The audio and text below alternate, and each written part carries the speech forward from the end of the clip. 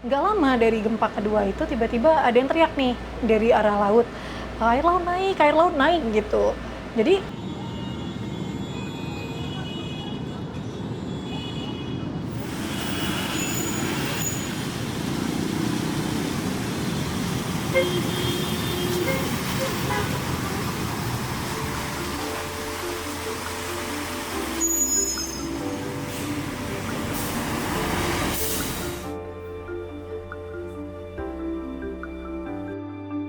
pasca 20 tahun tsunami, Aceh jauh lebih berkembang, khususnya di kota Banda Aceh. Saat ini sudah ada gedung-gedung dan bangunan-bangunan yang sudah memenuhi standar untuk bencana, terutama untuk gempa.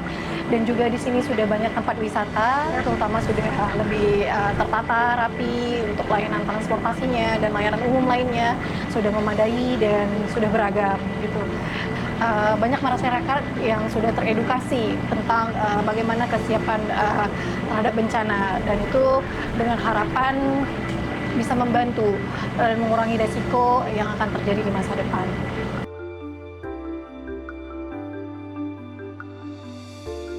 26 Desember 2004, saat itu Delisa masih berusia 7 tahun, di mana masih kelas 1 SD. Jadi pada hari Minggu itu Delisa bangunnya jam 7.30, sekitaran 7.30. Ketika bangun, Delisa bertemu dengan ibu. Ibu waktu itu sedang menjemur pakaian dan kakak juga sedang bongkar-bongkar kado yang diberikan ayah. Karena kebetulan waktu saat kejadian tsunami tersebut, ayah berada di Jakarta. Tiba-tiba gempa pertama. Nah, saat gempa pertama, namanya kami tidak mengetahui itu apa, dan juga panik, jadi lari kami keluar. Posisinya rumah Delisa itu kan di pesisir pantai, di daerah Ulele gitu ya. Jadi agak masuk ke lorong, kami lari, cepat-cepat lari bawa Delisa ke daerah jalan yang agak lebih luas. Jadi ibu dan kakak pulang, inisiatif pulang, dan Delisa ditinggalkan bersama satu orang warga di situ.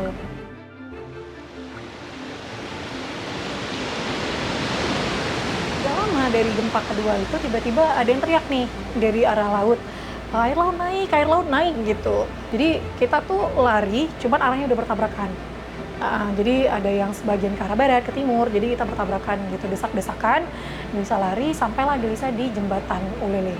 Di jembatan Ulele itu Delisa ketemu sama ibu Delisa. Kami waktu itu jalanannya sudah macet, jadi nggak bisa bergerak sama sekali, itu sudah sangat lambat.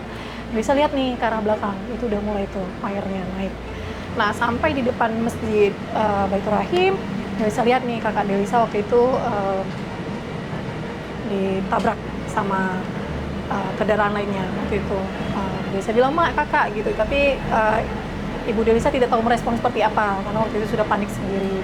Jadi kami hanya melihat kakak Delisa sudah jatuh dari motornya, tidak lama kami kena air gitu.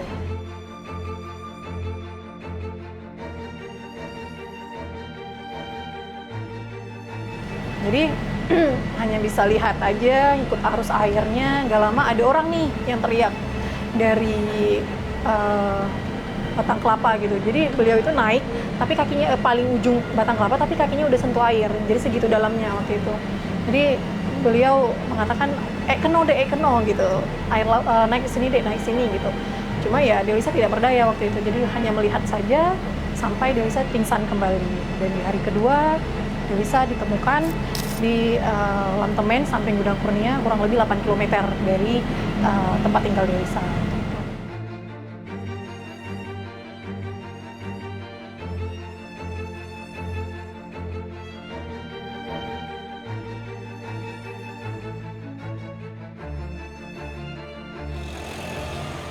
Dulu seingat Delisa, di daerah Ulele ini, di sini ada lapangan bola, tempat bermainnya anak-anak, dan juga di sana ada polsek. Dan dari saya ingatnya di situ ada pohon beringin dulu, terus ada perumahan warga di sebelah kiri, dan juga waktu itu lautnya masih sangat jauh ya daripada saat ini yang sudah lebih mendekat ke darat.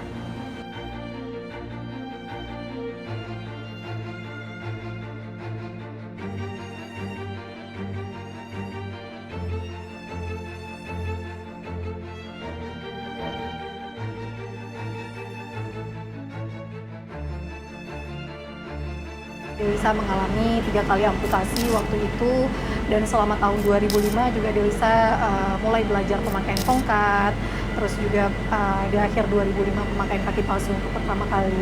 Di tahun 2006 Delisa mulai beraktivitas kembali. Jadi ada pertanyaan dari ayah Delisa waktu itu, ayah telah menyiapkan untuk Delisa sekolah di luar biasa, sekolah SLB. Terus Delisa bilang gini, ya, yang sakit kan kaki Delisa, bukan kepala. Itu yang menjadi poin Delisa waktu itu. Delisa nggak berbeda kok sama yang lain, Delisa sama gitu. Memang Delisa gerak ruang Delisa itu terbatas gitu, tapi Delisa kan bisa mampu untuk menyesuaikan bagaimana kondisi Delisa waktu itu. Jadi disekolahkanlah Delisa di sekolah yang biasa. Tentunya ada dorongan ayah waktu itu, dorongan ibu sambung Delisa juga, dan teman-teman Delisa. Jadi faktor lingkungan dan keluarga itu sangat berpengaruh. Ada ekstrakurikuler yang Delisa ikuti. Contohnya kemarin itu Delisa ikut seni tari, yang walaupun sebenarnya Delisa nggak bisa seni tari, tapi ya Delisa ikut aja gitu. Dan guru memberikan Delisa kebebasan tentang itu. Terus Delisa ikut juga puisi, ikut juga menjadi Master of Ceremony, MC gitu ya, belajar. Nah, itu membentuk pola pikir Delisa bahwa oh, hanya kaki kok yang bermasalah, tapi yang lainnya bisa.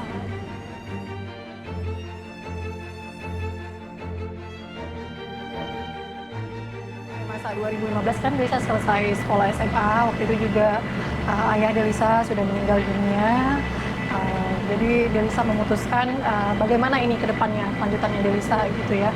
Jadi waktu itu Delisa ketemu dengan teman Delisa waktu sekolah SD, terus beliau mengatakan, kita coba yuk untuk kuliah gitu katanya. Nah, tapi kan Delisa nggak ada biaya waktu itu. Dapatlah Delisa beasiswa itu tuh, beasiswa bidik misi, dan masuklah kuliah di jurusan ilmu komunikasi awalnya.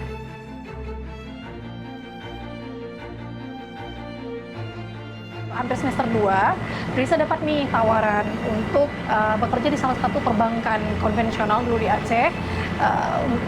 Menurut Delisa itu suatu keputusan yang besar dan juga berani untuk Delisa. Nah, saat ini Delisa sudah bekerja di PT Bank Syariah Indonesia di Region 1 Aceh gitu. Jadi Delisa bekerja sebagai staff di salah satu bagian HRD, Human Capital Business Partner, dan juga Delisa selesai kuliahnya di tahun 2023 dengan gelar Ekonomi Manajemen.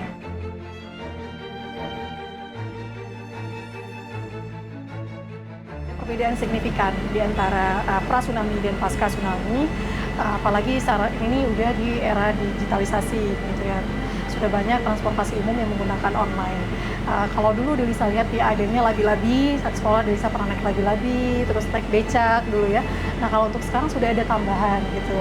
Selain labi-labi dan becak sudah ada Transkutaraja yang disediakan oleh Dinas Perhubungan. Nah, menurut Delisa itu sesuatu yang sangat membantu untuk masyarakat, khususnya di Kota Banda Aceh, untuk pelayanan umum gitu. Nah, apalagi saat ini yang Delisa ketahui bahwa sudah disediakan Transkutaraja untuk ramah disabilitas ya. Nah, jadi menurut Delisa dulu pernah bergabung di salah satu NGO disabilitas. Delisa paham betul bagaimana kendala, harapan, dan semangat mereka. Mereka sama seperti kita, walaupun memang kadar disabilitasnya beragam gitu ya. Nah, dengan adanya transportasi umum, khususnya Kutaraja yang ada layanan disabilitas, itu sangat membantu, di mana para disabilitas bisa beraktivitas secara mandiri.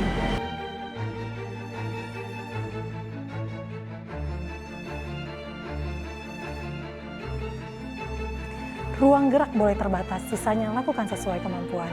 Saya Delisa, jangan hidup tanpa cerita.